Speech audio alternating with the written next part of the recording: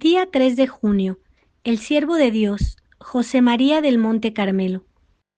En Vigo, hermosa ciudad gallega perteneciente a la diócesis de Tui y provincia de Montevedra, el 15 de octubre de 1763, de padres nobles llamados don Manuel Jacinto de Acevedo y Navia y de doña María Joseía Pola y Navia, nació el niño José María Francisco de Borja, como le pusieron en la pila bautismal el 18 del mismo mes en que fue bautizado. Su padre en aquel entonces era brigadier de los ejércitos y murió de mariscal. Su madre, mujer piadosísima y noble, infundió en sus hijos la piedad a la vez que el temor de Dios. Era oriunda de Asturias y cuando el siervo de Dios contaba 8 años de edad, se trasladaron definitivamente a vivir en el palacio de sus mayores, en Miraflores, muy cerca de Noreña. Allí aprendió las primeras letras hasta que creciendo le trasladaron a Oviedo y bajo la dirección de los padres franciscanos, aprendía a la vez que las letras humanas, las divinas. Como sus ascendientes habían pertenecido al ejército, también nuestro joven fue encausado a seguir la misma carrera, y en Segovia y Barcelona estudió sus leyes. Por lo que andando el tiempo y habiendo mudado de estado, esto no obstante se le conocía en la orden, y tal vez más fuera de ella, hasta su edificante muerte con el dictado del padre Cadete. En 1782 comenzó a servir a la patria en el regimiento de guardias españolas, siendo trasladado al campamento de San Roque, en la provincia de Cádiz, con ocasión del bloqueo y sitio de Gibraltar, en donde permaneció hasta el año siguiente, que fue trasladado a Madrid. Todo el tiempo que permaneció en la milicia, se puede afirmar categóricamente que solamente por obedecer a sus padres fue militar, pues sus vehementes deseos eran dejar al mundo y entregarse a Dios, nuestro Señor, en la más absoluta soledad. En 15 de junio de 1785, escribía a su madre: cada día conozco mejor que Dios me llama a la santa obediencia religiosa. La madre del joven cadete, como suele decirse, era una santa de cuerpo entero, y sin embargo, fue la que más trabas le puso para que llevara a efecto su llamamiento divino, tardando en realizarlo 2 años. Tiempo de prueba y tormento, aunque no desmayó, sino que valientemente supo superarla, dándose de lleno en el entretanto a sus estudios y a la más sincera piedad. Cuando residía en Miraflores, su madre, o bien para entrenarle en los actos de la vida religiosa, o bien para probar si su vocación era cierta, es lo cierto que le sometió a duras pruebas de penitencia, ayunos, mortificaciones, retiro y oraciones, sin que por esto dejara sus estudios. Dirigían su alma el padre Reconco y Méndez, franciscanos de Oviedo. En el tiempo que fue militar, existe un testimonio harto elocuente de su hermano, el cual, escribiendo a su madre desde Madrid, donde residían, le dice que todos los días oían la Santa Misa, visitaban el Santísimo en donde estaba expuesto en las 40 horas, y que hacían una vida cual convenía a todo buen católico. Este hermano, que se llamaba Vicente, tenía formado un juicio de su santo hermano cabal y justo, afirmando que su virtud es ejemplar y muy sólida. A pesar de las instancias que su hijo continuamente hacía a su madre, ésta se resistía a darle el permiso para entrar religioso, y llamando en su ayuda al padre Reconco, y bajo la vigilancia del señor Prada, le someten a duras prácticas de penitencia. No fueron solamente las dificultades externas las que tuvo que superar, sino las interiores, que como más ocultas son más fuertes, pero fiado en la gracia de Dios, riñó valientemente la batalla contra los 3 enemigos mortales del alma: mundo, demonio y carne. Otra y no pequeña dificultad le asaltó y fue la elección de la orden religiosa, donde había de servir a Dios. Dado su espíritu recio y nada melindroso, optó por la Cartuja, para por completo apartarse de todo trato mundanal y sin preocupaciones, entregarse por completo a Dios. La divina providencia dispone suavemente todas las cosas, y cuando el joven cadete pide el ser admitido, no recibe novicios. El Paular no está lejos de Segovia, y al ver que no puede llevar a efecto su elección, regresa a Segovia, y con unos padres paules consulta su caso, los cuales le dicen que si quería retiro y abstracción de las criaturas, ingresara en el Carmelo reformado. Y ni corto ni perezoso pide el hábito en nuestro convento de Segovia, y los padres le mandaron al noviciado de Valladolid, donde en abril de 1776 es admitido. Antes de darle el hábito, el padre provincial quiso probarle, no con el mes que ordenaban las constituciones, sino por espacio de 3 meses. Esta prueba sin duda que le mortificaría, pero no le amilanó. Su hermano Vicente había dicho de su vocación religiosa, que la contemplaba hija no de un generoso sacrificio a Dios de su libertad, sino de un temor de no poderle servir en la carrera militar y en los riesgos que a cada paso ésta ofrece.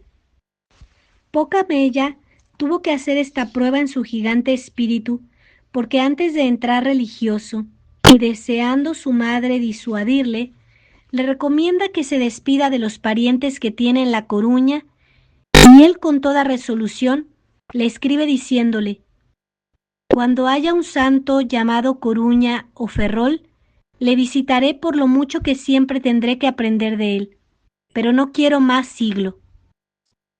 El 14 de julio de 1786, satisfecho el padre provincial y comunidad del joven postulante, le visten el hábito, queriéndose llamar en la orden José María del Monte Carmelo, que años más tarde, cuando resida en el santo desierto de San José, en el monte de las Batuecas, cambiará por el pecador.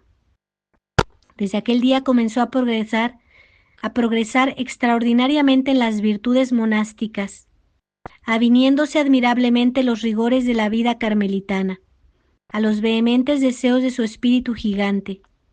Servía de estímulo a sus connovicios al verle asistir el primero a los actos comunes y ejercer gozoso los oficios más humildes y abyectos. Terminado su año de prueba, hizo la profesión religiosa, que como él dejó escrito, espero hacer de mi espontánea voluntad con el favor de Dios. La realizó el 17 de julio de 1787, contando de edad 23 años y 9 meses. Hecha su profesión religiosa, los superiores le mandaron a Ávila a estudiar la filosofía, armonizando admirablemente los estudios con la práctica de las virtudes. Siempre llevado del amor de Dios, en este tiempo hizo firmísimo propósito de jamás volver a la casa paterna, a no ser obligado de superior mandato. Alma fervorosa y aprovechada la suya, de todo sacaba motivo para elevarse a Dios, y los rigores de la observancia, las angustias de su espíritu, toda clase de sufrimientos se le convertían en la alegría que poco a poco le iban transformando en el amado. Estudiando la filosofía, la obediencia le mandó se preparara para recibir las ordenaciones sacerdotales, siendo ordenado de sacerdote el 7 de marzo de 1789, y cantando su primera misa en el primitivo convento de la Reforma Teresiana en Duruelo, previos los santos ejercicios. Comunica esta grata noticia a su madre diciéndole: por lo que aunque el más indigno, me hallo constituido en la altísima dignidad del sacerdocio. Todo fue singular en este varón admirable, su vocación, su noviciado, su promoción al sacerdocio. Dios nuestro Señor le tenía destinado para grandes cosas, y por eso su providencia era particular en los actos de su vida. Terminada la carrera eclesiástica, en 1796, brillantemente, los superiores quisieron hacerle auxiliar, o como entonces se decía, pasante, del colegio de moral, pero como únicamente anhelaba vivir escondido, con Cristo en la soledad el resto de sus días, solicitó permiso para ser ermitaño perpetuo en el santo desierto de San José, en el monte de las Batuecas, y concedido, llegó al término de sus más ardientes anhelos el 21 de noviembre de 1797. Su vida en el desierto era una continua expiación mediante asombrosas penitencias y maceraciones por sí y por la humanidad pecadora. Días aciagos fueron los que le tocaron vivir en tan santo lugar, pero a pesar de ello existe documento auténtico de su santidad. El padre prior escribía al hermano del siervo de Dios: en cuanto a las auténticas noticias que usted me exige de Fray José, disimule se las reduzca a pocas líneas, y así me basta decirle a usted que sea la gloria para Dios. Tiene usted aquí un hermano, según el juicio de los hombres, de una verdadera y sólida virtud. Esta le animó a morir en este santo lugar y al pie de sus altares, antes que dejar su santo hábito y abandonar este santo desierto. La misma relación afirma que bajando los soldados franceses al desierto con el fin de cometer atropellos con las doncellas y demás moradores que allí se habían refugiado huyendo de la soldadesca, el bendito Padre José se puso en oración ante el Santísimo Sacramento, y una nube ocultó el monasterio, y a pesar de pasar junto a él, no lo vieron. Esto en la parte material, pues su actuación espiritual fue más sorprendente.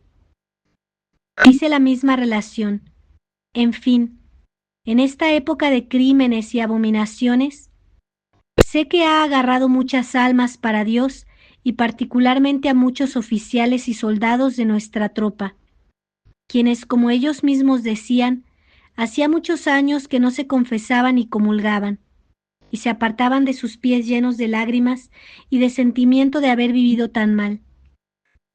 Tales palabras les decía llenas de amor y caridad. Terminada la guerra de la independencia patria en que tantos estragos se produjeron, los superiores le ordenaron que a los pueblos circunvecinos evangelizara, siendo eficacísimas sus palabras que acompañaba con su vida penitente y toda de Dios. Su fama de santidad salió fuera de la cerca del desierto, y los cabildos de Plasencia y Coria, con sus seminarios, supieron y gustaron de las virtudes y santidad del padre José María. Los reverendísimos prelados de estas dos diócesis practicaban los santos ejercicios bajo su dirección, llegando en ocasiones a prolongarse por espacio de un mes. Su anciana madre deseaba verle y escribió al padre general para que le ordenase el ir a Miraflores, y al recibir la orden de su superior se puso en camino, y en la carta que le escribe anunciándole la ida le dice: nuestro muy reverendo padre general me manda que vaya a consolarla, que haré por el amor de Dios y por cumplir como es justo con la santa obediencia. Su vida en casa de su madre fue idéntica a la que observaba en el desierto, si se exceptúa su ministerio sacerdotal, ya que la capilla de Miraflores se convirtió en concurrida parroquia para recibir el sacramento de la penitencia, la multitud de personas de toda clase y condición. Eran escasas las horas del día para dar abasto a las muchas almas que querían descargar su conciencia con el fraile santo. Su comida en aquellos días, escasa, pobre y una sola vez al día. Regresó a su amada soledad y comunicando la llegada a su madre le dice que no desea otra cosa sino que nadie se acuerde de él, si no es para encomendarle a Dios nuestro Señor. Desde que el padre Reconco le inició en el modo de tener la oración mental, nunca la dejó, aumentándola progresivamente cuando novicio, y cuando después sacerdote y más en el santo desierto, en el cual los ratos libres pasaba en oración, y en las cuaresmas y advientos, en el incómodo aposento del hueco de un alcornoque, donde no cabía si no era arrodillado. La consideración de los innumerables pecados e ingratitudes de la humanidad para con Dios le hacía salir por los montes del yermo, llorando y gritando: Señor, que no os conocen los hombres, ni os aman. Muchas noches las pasaba ante un crucifijo, bañándole con sus ardientes lágrimas por los pecados del mundo. Decía escribiendo a sus familiares: esto es lo que ahora lloro, que haya cesado ya esta fuente de caridad que tantos bienes nos trae a todos. Su mayor delicia era contemplar expuesto a Jesús sacramentado. Escribía: solo echo de menos el tiempo que estoy ausente de su adorable presencia. Y escribiendo a su hermana le decía: ninguna cosa podemos hacer más agradable a Dios, ni más útil a nosotros, que recibir dignamente los santos sacramentos, con la mayor frecuencia que nos sea posible, porque ninguna cosa podemos ofrecer a Dios que sea digna de su infinita y divina majestad, sino a nuestro Señor Jesucristo sacramentado. Ni hay cosa que sufrague más a las benditas ánimas del purgatorio. Ea pues, demos de mano a todo lo que nos impida recibir dignamente los santos sacramentos. Estudiaba en Salamanca y con ocasiones de diversiones mundanas habían expuesto a Jesús sacramentado a la adoración de los verdaderos fieles, y comunicándoselo a su madre le dice: hoy, por haber toros, tenemos al Santísimo patente, que es lo que más apetezco. De este amor a Dios le procedía el que profesaba al prójimo. Si éste le avisaba en su última enfermedad para que le asistiera, ni la distancia ni las molestias le detenían con tal de ayudarle. De aquí la opinión común que de él se tenía, diciendo que era un santo lleno de amor divino. Un hermano suyo no llevaba la vida de verdadero cristiano, y sabido por el santo ermitaño de San José, suplica al Señor insistentemente por la salvación de aquella alma, y no tiene inconveniente en exponer su propia vida con tal de conseguir la salvación de su hermano. Sufre penosa enfermedad, y cuando ya convaleciente escribe a su madre, le dice: a mi amado hermano Antonio, no puedo menos de notificarle que ya mi amor quiso que llegase a tal punto que por su salvación estoy pronto a sufrir aún más de lo que se puede imaginar. Alma tan justa fue enriquecida por Dios con dones extraordinarios. Acababa de llegar de Plasencia a su amado yermo, y un señor le esperaba para consultarle sobre cierto asunto. Le pregunta el caballero sobre su particular, y dudando de la respuesta dada por el santo ermitaño le dice: tan cierto es eso, como lo es también la muerte de la señora a quien vengo de confesar en Plasencia, la cual acaba de suceder en este instante. Al regresar en 1817 de Miraflores al desierto, predice el fallecimiento de su madre, acaecido el 22 de enero de 1818, y cuando su hermana se lo comunica le contesta diciendo: por ellas veo verificado todo lo que Dios se había dignado enseñarme.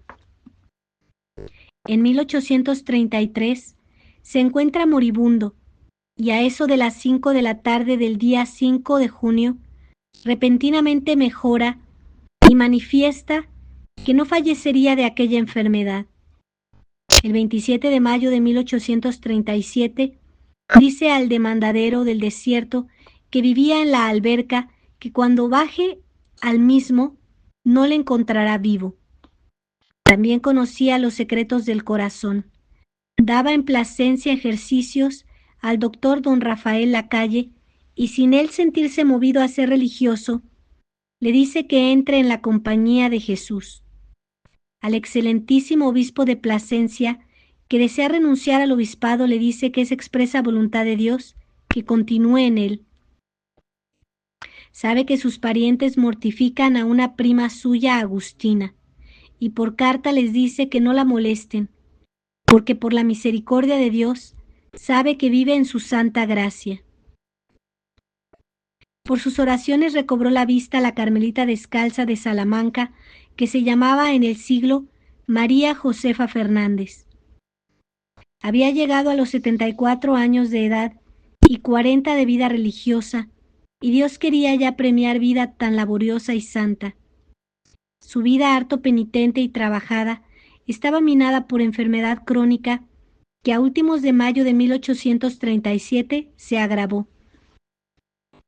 Durante sus últimos días los actos de contrición, de amor divino, de humildad y pureza, más las fervientes jaculatorias, se intensificaron ardiendo en deseos de ver cara a cara cuanto antes a su amado.